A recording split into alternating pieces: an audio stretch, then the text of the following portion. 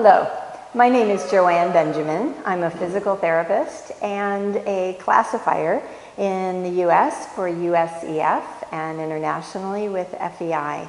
And we're here today to share with you the aspects of classification for para-equestrian, a way to understand the process a little bit better, and certainly hope that you will be interested in classification for yourself or friends that are interested in getting involved in para-equestrian. Before we continue, I would love to have a big thank you come out to USA Equestrian Foundation, who made a generous grant to the United States Para-Equestrian Association to put together this and the other videos that we are hoping will be helpful for all the para-equestrian interests out there in the US.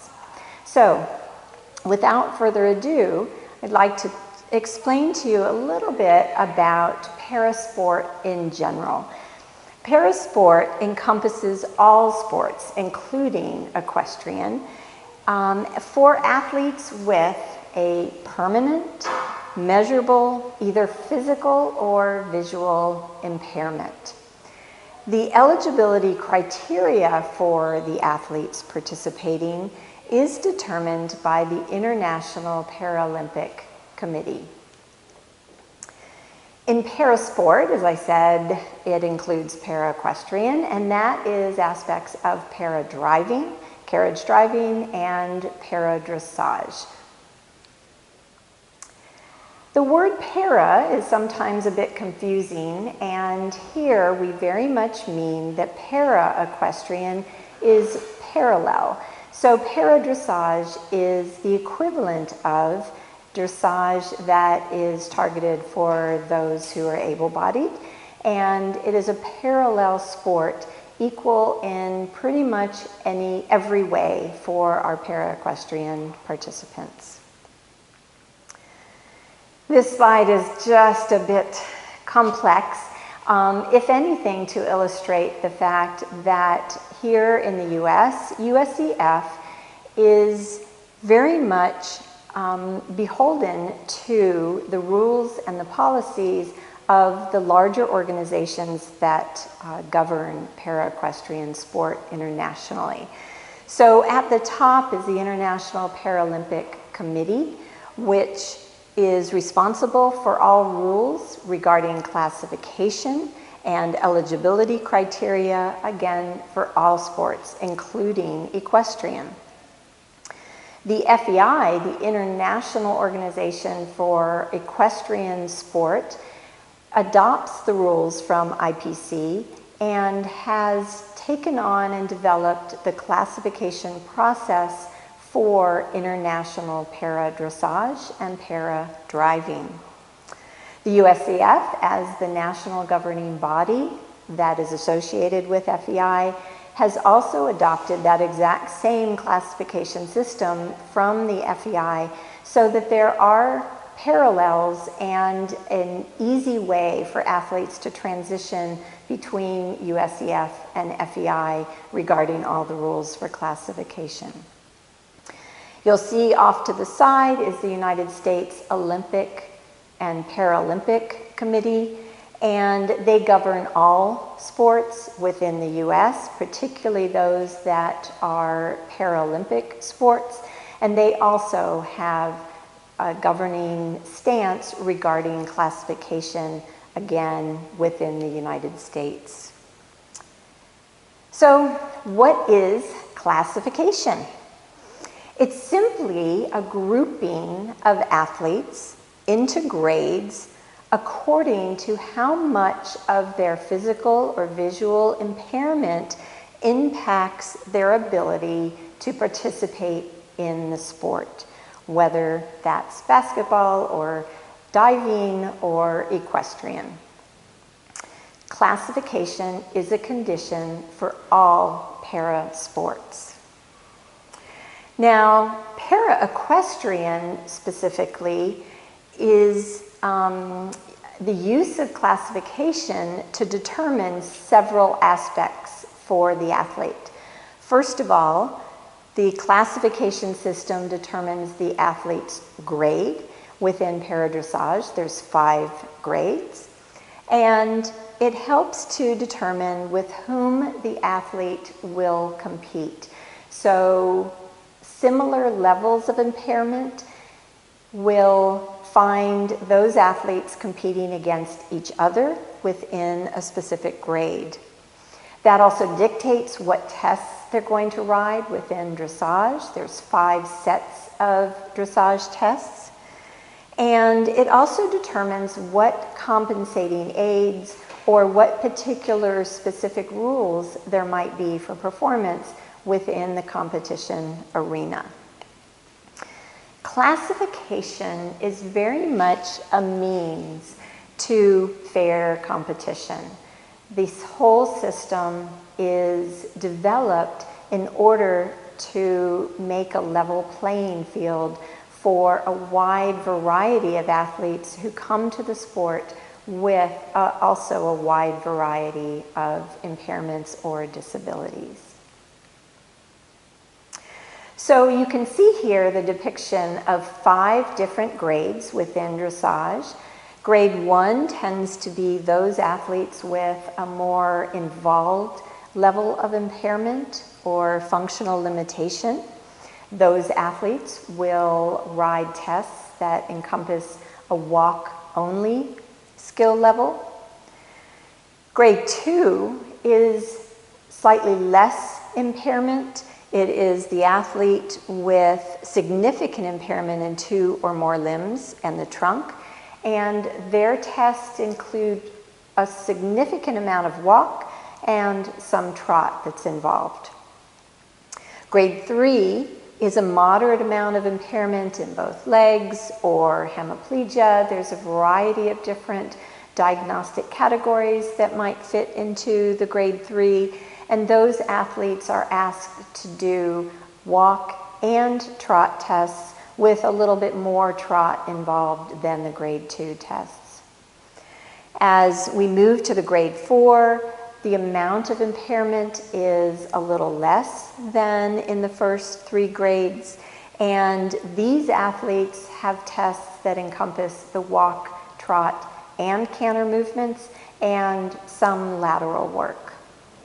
The grade 5 is the least impaired of the athletes, and these dressage tests encompass walk, trot, canter, and a fair amount of lateral work.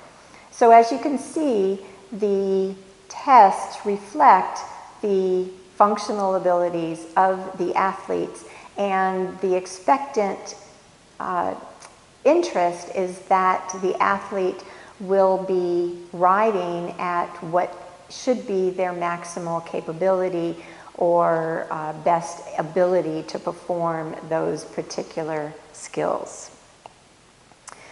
So it's interesting to try and explore some of the myths that might be existing out there as far as para-equestrian.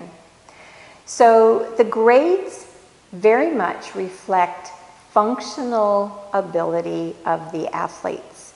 It is not a reflection of skill level or the achievement of particular movements when riding the horse.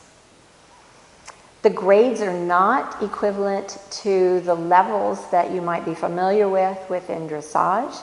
So it is not a graduation of going from one grade to another, but once that grade is established, the athlete most likely will stay within that grade based on their functional abilities. The grade is made up of athletes with very different impairments, but we hope that it's a rather similar level of impairment so that we have athletes competing against others with a relatively same level of functional ability.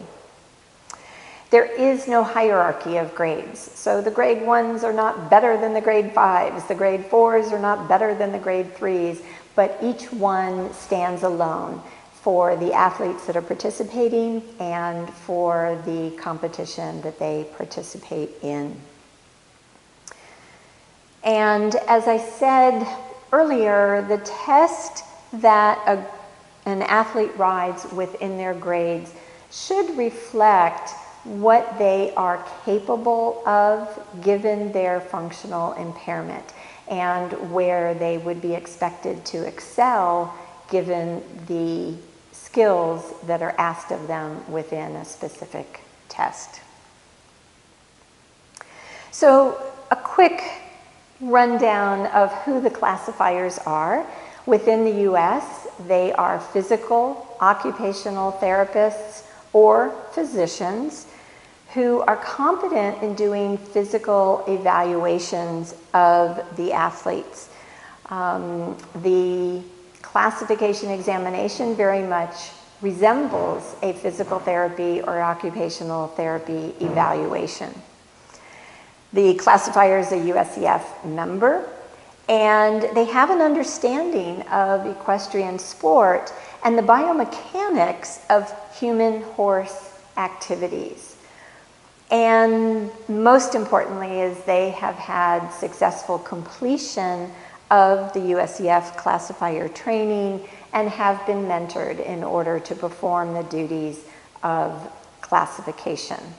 There is also an update that is required so that the classifier is staying on top of any rule changes or process changes that the USEF has indicated needs to exist.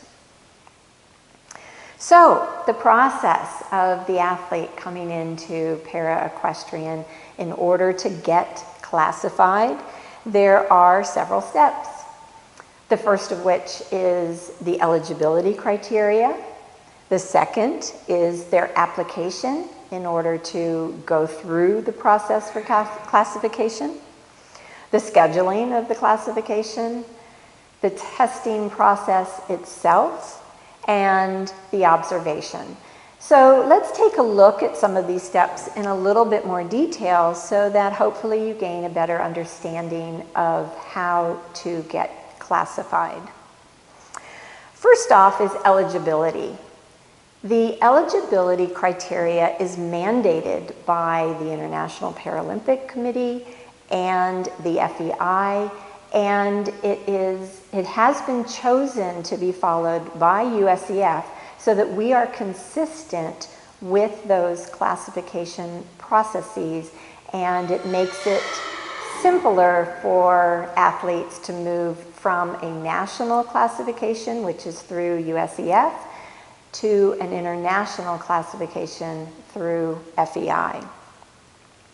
The eligibility criteria entails an athlete have specific health conditions that affect their neuromotor function, possibly their sensory or visual function, their limb configuration, and most importantly, those impairments must be permanent and measurable. They must be documented in the classic medical service.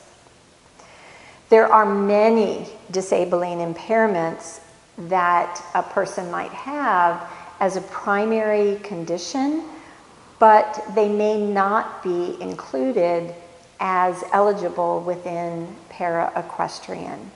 Very often these are conditions that cannot be easily measurable, might have terrific variability in their presentation, or may fall outside of the specific impairments that have been outlined by both IPC and the FEI. That is not to say that a person is not considered to have a disability or a significant impairment, but it's simply that they do not fall within the specific guidelines that have been handed down for participation in para-equestrian sport and in the larger field of sports in general for para. Once an athlete is considered eligible by sending in paperwork to USCF, that paperwork comes from the USCF website, and there are 3 forms that need to go into the USCF Para-Equestrian Director. One of those is their consent for classification. A second is the actual request that the classification be completed. And the more complex form is the medical diagnostic form that is completed by the athlete's physician.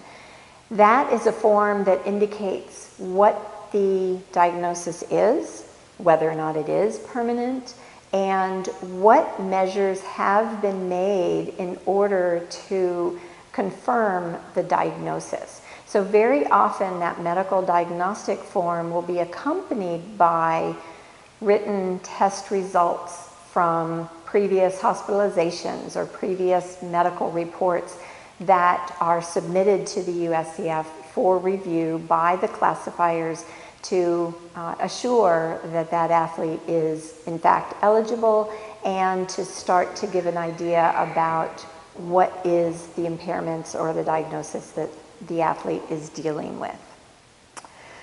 Very important is that the USCF forms and the FEI forms look almost exactly alike except for the logo on top. So you need to be sure that you're sending in the correct form.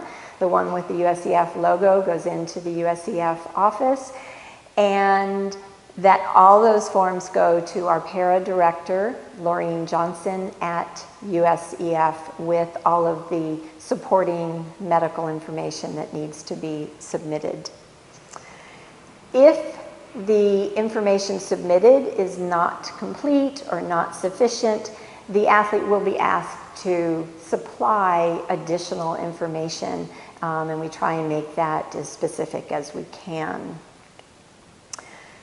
Also very important is that all those forms must be submitted at least 6 weeks prior to the intended classification date.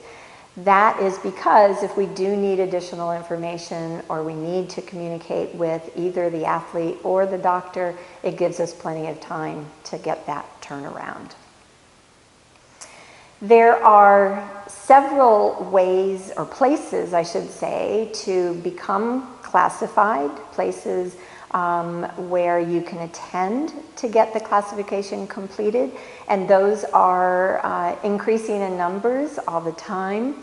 Currently, a CPEDI, an FEI international show will always have classifiers, and an athlete can attend whether they are getting an FEI or a USCF classification completed. Many of the USCF shows, particularly the championships, will have classifiers present, and that's another place that classification can be completed. USCF has several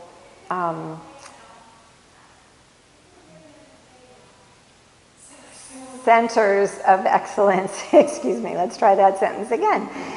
USCF has several centers of excellence that hold clinics or small shows, and those are also places where we're trying to have classifiers present so that classification opportunities are there.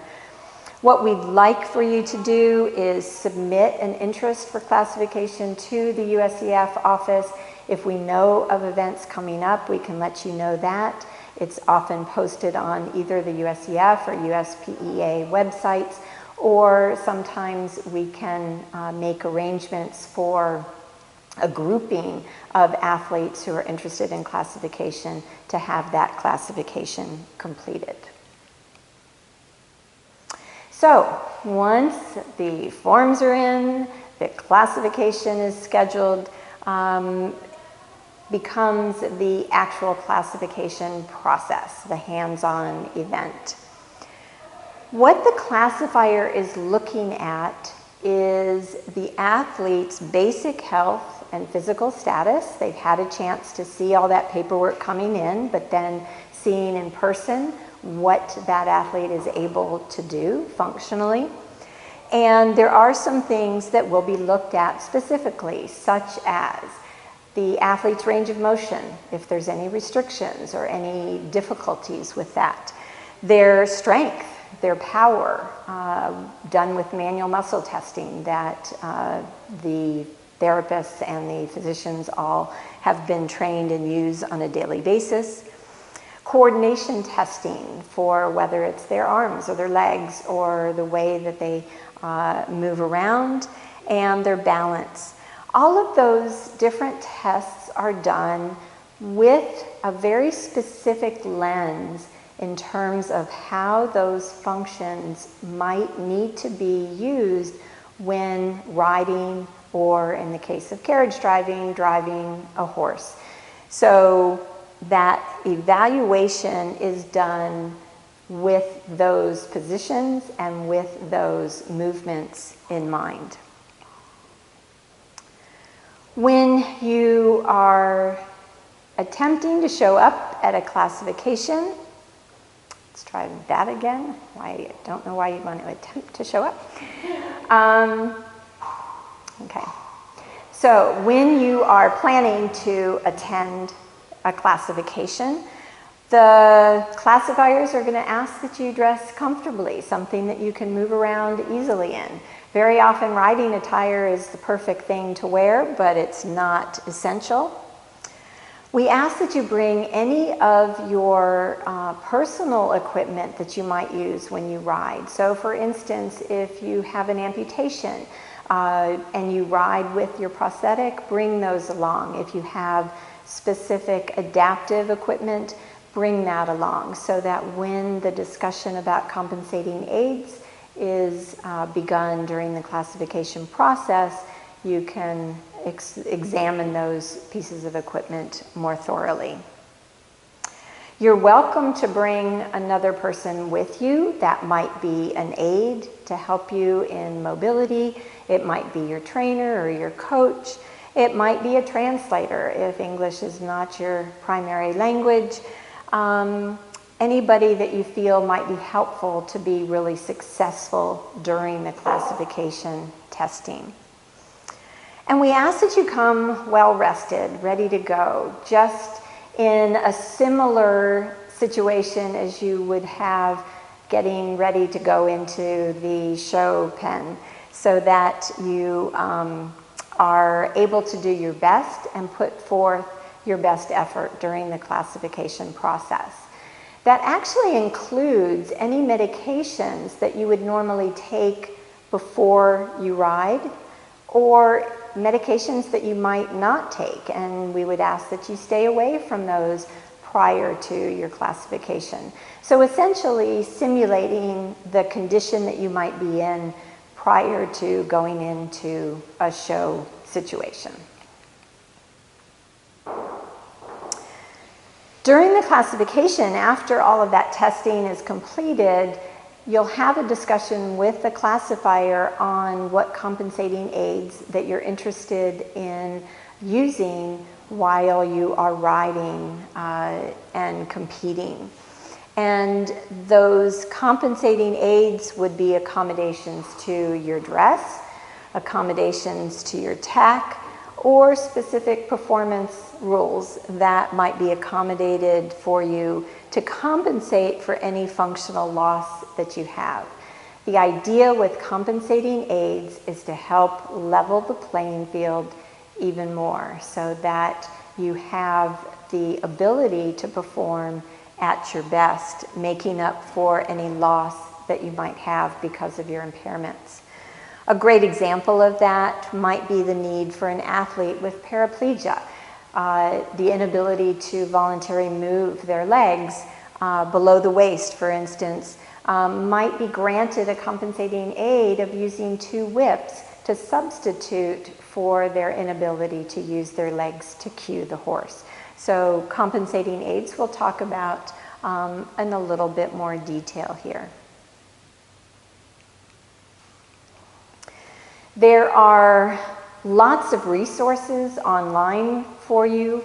A note is to say, similar with the whole eligibility process and the whole classification process, The granting of compensating aids is pretty much the same for FEI or for USEF. And partly the reason I mention that is that you're welcome to find resources on the FEI website as well as the USEF website for those aids and what you can or are not allowed to use. There is extreme consistency between those two organizations.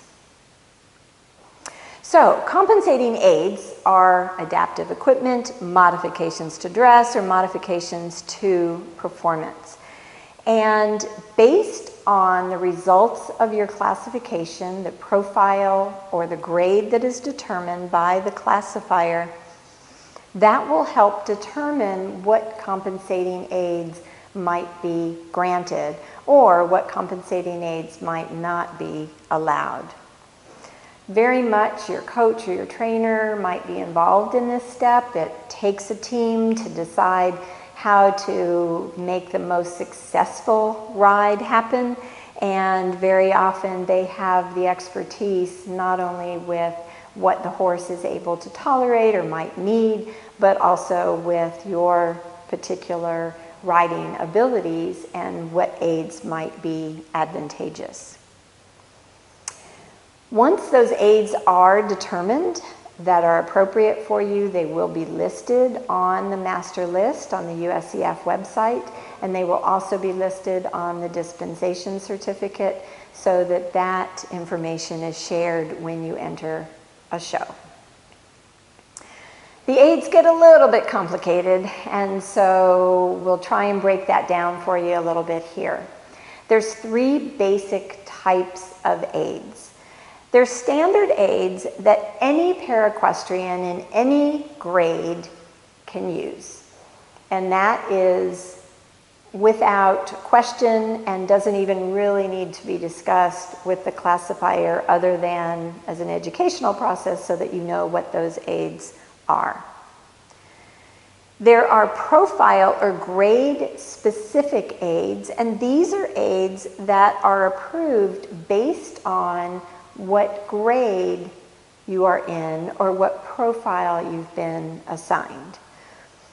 Those might be an aid for that paraplegic I mentioned earlier, where a paraplegic might be able to use those 2 whips, but somebody whose impairment is in their arms and is not involving their lower extremities would not be granted those 2 whips because it isn't necessary for their particular situation. And then the third type of compensating aids is the non-standard aids. And these are ones that are personalized for an individual athlete. They might be something that the athlete's designed to wear or use for themselves to meet their individual needs, but others in paraequestrian may not be using something like that, like a modified saddle, for instance. Those aids go above and beyond what might be generally familiar to the classifiers, and they must be approved by either the FEI Compensating Aids Panel for an international classification or the USEF Adaptive Sports Committee. And they're going to be reviewing those aids with the appropriateness of it, making sure that that aid does not give you an advantage over other athletes you'll be competing against. And very, very important is that aid would be deemed safe for both the athlete and for the horse. And that piece is very important to understand. As an athlete, once an aid is granted, you can use an aid that is listed on that master list I mentioned before. You don't have to use it, however, and sometimes an aid might be granted that an athlete needs for one particular horse, but not for another. So those aids are there to use at your discretion based on your needs at that particular show with that particular horse, or for your particular situation given what your impairments are presenting. As I said, any of those aids must not give you an advantage over other athletes within the same grade, and that aid must be considered safe and humane for everyone involved. We like that you would consider using as few aids as possible. I think the evolution of para has been such that athletes have discovered that less is more, and the less complicated it is with using a lot of different bells and whistles, if you will, is usually more advantageous. However, sometimes you're going to have aids that are listed that you might use in reserve, or you may not have actually tried out yet, or you might only use in certain circumstances. So that list can be extensive, but again, we encourage that you don't necessarily use them all, and certainly not all at once.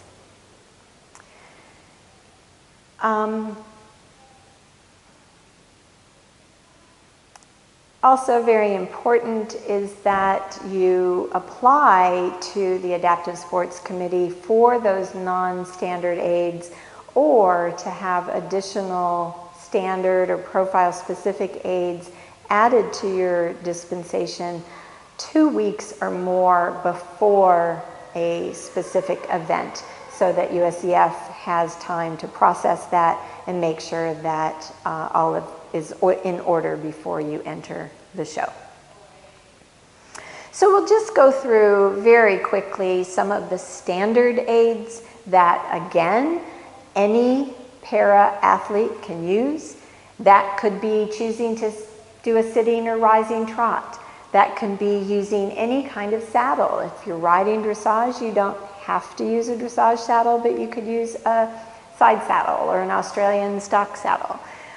You're always allowed to use a soft handhold. So there's a variety of these aids that are considered acceptable by any para athlete, and these are all listed on the website, either within the classification manual or in the listing of compensating aids. The profile specific aids, I gave the example earlier of a paraplegic athlete who might use 2 whips. Another example is an athlete with hemiplegia, use of only 1 arm, and they might use a connecting rein bar and also be granted the ability to ride with 1 hand only.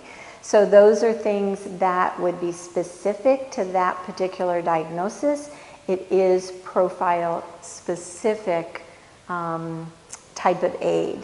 And this again is another listing of a variety of aids that would be considered profile specific or grade specific for the athlete. Again, those non-standard aids are the ones that need further exploration and further approval. So they are not automatically granted and need to be assessed by the Adaptive Sports Committee.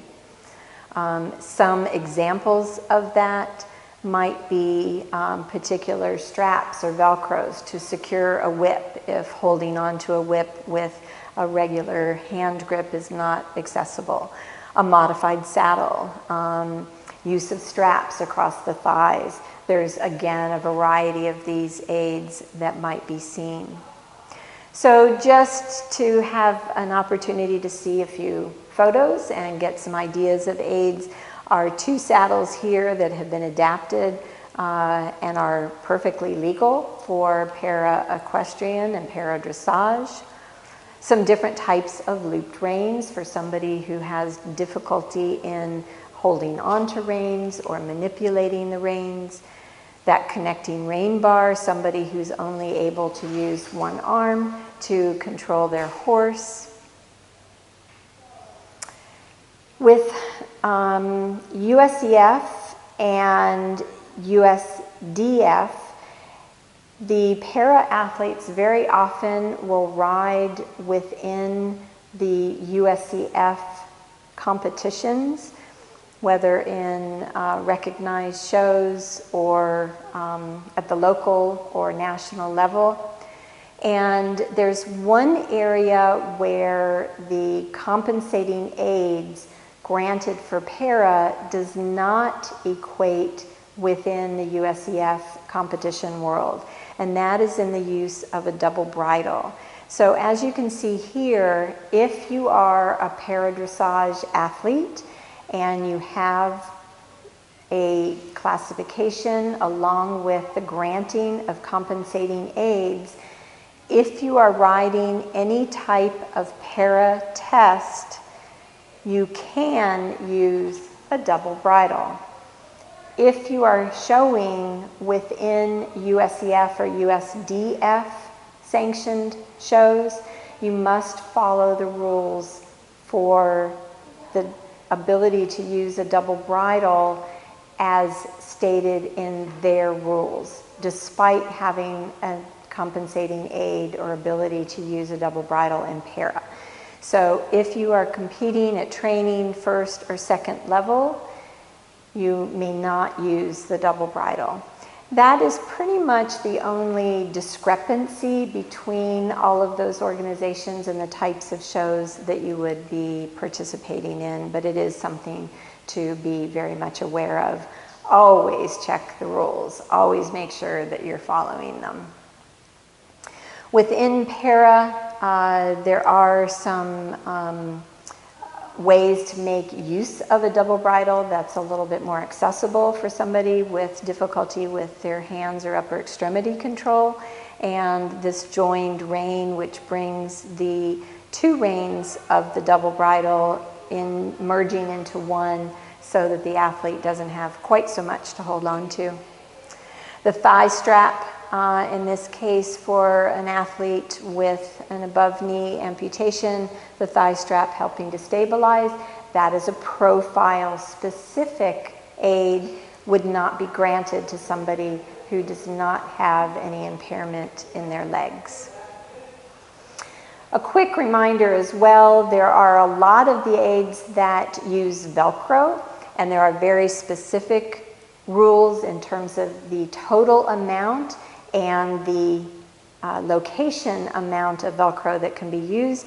So again, please check your rules and make sure that you're following those, whether it's the para rules or the USCF, USDF rules.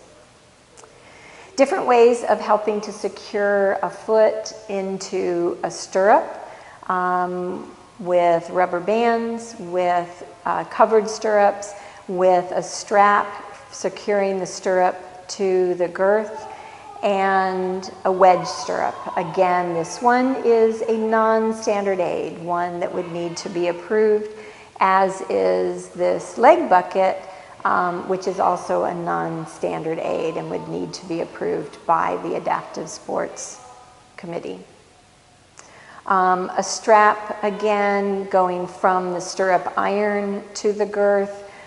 So again, a lot of different ways that you can use compensating aids to help to compensate for a functional loss. Anytime that a strap is used to secure either the stirrup iron or the stirrup leather to the girth, there must be the use of safety stirrups. For those athletes with a visual impairment, there are a few safety considerations. One of those is that they would use a yellow or red armband just to indicate their visual limitations so that others around the showgrounds would be able to be safe in riding around them.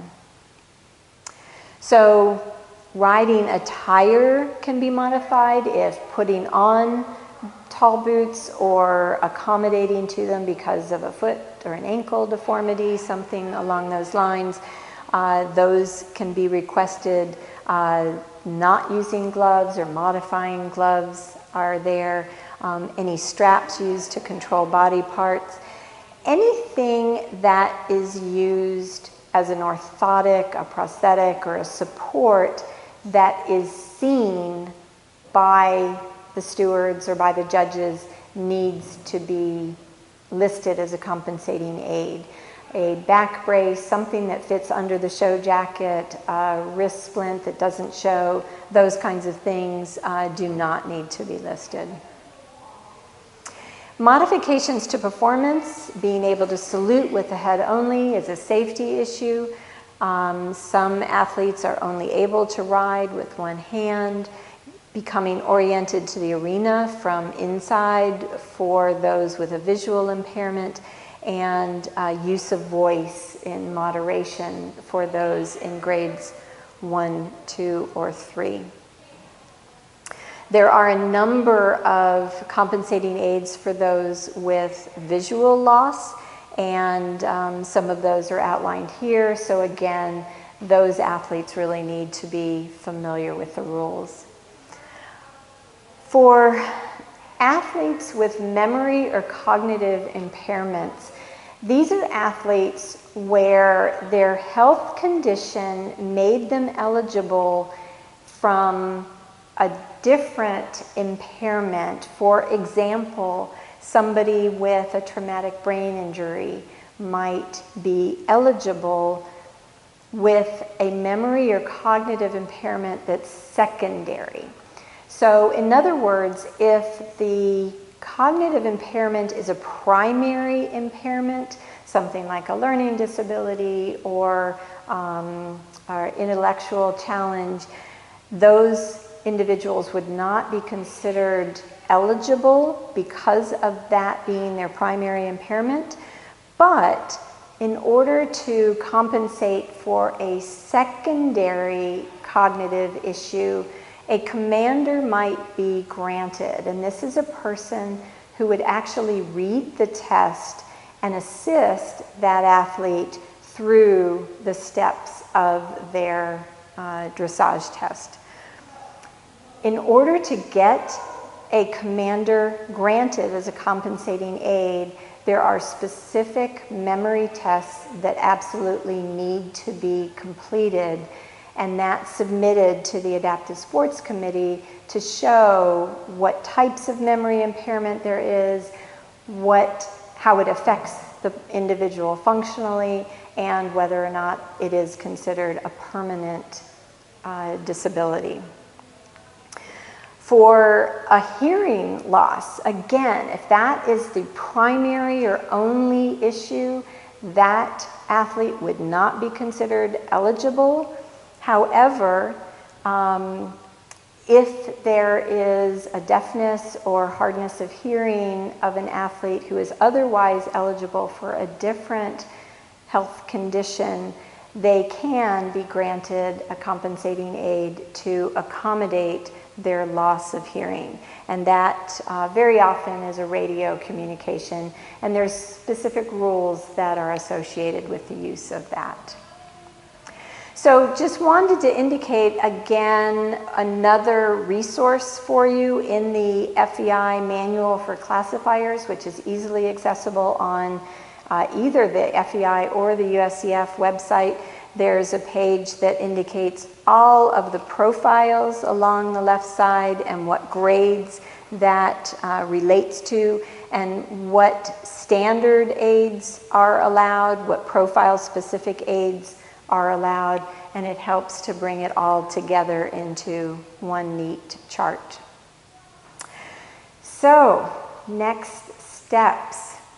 Once the bench testing has all been completed, once the discussion of compensating aids has been completed, and once a profile and grade has been landed on, the classifier will also try to do an observation assessment of the athlete either at that time or during that event that the athlete is attending, or at a later date. So for example, if the classification is done at a horse show that the athlete's participating in, the classifier will schedule to attend the athlete's first showing in a class in front of a judge. If that's not possible, then that observation assessment will be scheduled for a later date, whether a future competition or a future clinic, sometime where the classifier can actually see the athlete on a horse. The reason for this is that as much as we would like to think that the bench testing gives us a thorough example of what the athlete's functional abilities are, the one variable that we really can't accommodate for is the athlete's performance and abilities on a moving horse. So we really like to be able to see the athlete performing on a horse during a competition so that we can make sure that their function that we saw in a very static and controlled environment is similar to what we're seeing in a situation where they are sitting on and trying to control a horse, whether on a horse or in a carriage. Sometimes we'll see more function than what we saw in a static situation. Sometimes we'll see less function, and what we want to do is come to that agreement that the profiler grade is appropriate given both of those circumstances. So a little bit more about the longevity of the classification. Along with the profile and grade is assigned a status to the athlete. And that will be one of three situations. An athlete might be assigned a confirmed grade, and this goes to an athlete with a condition that has very little likelihood that it's going to change. A very easy example of that is somebody with an amputation that is not likely to change over time. And so it's easy to assign their grade as confirmed. That means that they do not need to be reclassified. There needs to be no reassessment at any time. On the other hand, we can also assign a status of review and with a fixed date. This is for the athlete with a condition that might change. So something that will have a fluctuation or possibly a deterioration over time, and we want to be able to offer that athlete a reassessment or reclassification to make sure that at a later time they're assigned an appropriate grade that matches their functional abilities. It's also potentially used for those very young athletes that we classify, that over time, as their bodies mature and as they grow, there might be some change in their functional ability. Or for that athlete where the classification was kind of borderline and that the classifier doesn't feel very confident that just even a small tweak in the person's function might set them into a different grade. So we want to allow for a reclassification process because once confirmed, there is no going back from that. The athlete is given a fixed date with the review, and that date gives us a time that we will reclassify after that date. And what we try and do is set that off into the future so that the athlete has plenty of time to participate in sport, compete, do whatever training they want to do, and we can reclassify them after that given fixed date. The last status on here we already talked a little bit about is the observation assessment. And that's for the athlete where we can do the bench testing, we can do the classification, but we haven't had a chance to see them on a horse. And so we reserve that for seeing them at a later date, and on the classification list, they will be indicated as an observation assessment in the future. There is one exception to the classification status that can be employed, and that is called the medical review. If for any reason an athlete experiences a change in their functional status, whether it's the underlying health condition that they've been classified for, or the development of a completely new condition, that athlete can apply for a medical review. And that's simply getting reclassified based on the understanding that they feel that there's been a significant change in their function, enough to warrant a change potentially from one grade to another, and that they have the medical documentation to back up whatever they are feeling is that either extension of or new underlying health condition. Those are not entertained very frequently or very easily, but it's certainly an option. In some cases can be very advantageous. So I hope this has been helpful in terms of explaining the classification process, how to get involved in it, and more importantly, a little bit about the resources available to you so that you know to whom you want to go to ask questions, to find resources online, and to really get involved, that hopefully it's not a mysterious process, but one that is a little bit more accessible now that you've got a little bit of information to work with. Can't thank enough the folks that are listed on this slide: the USA Equestrian Trust, USPEA, the US Para-Equestrian Association, USEF, Mrs. Tina Wentz, Ms. Ellie Bremer, and certainly Richard Taylor, our esteemed videographer who has helped us through this process. We can't thank all of these people and businesses enough to make this information possible for you. Thank you.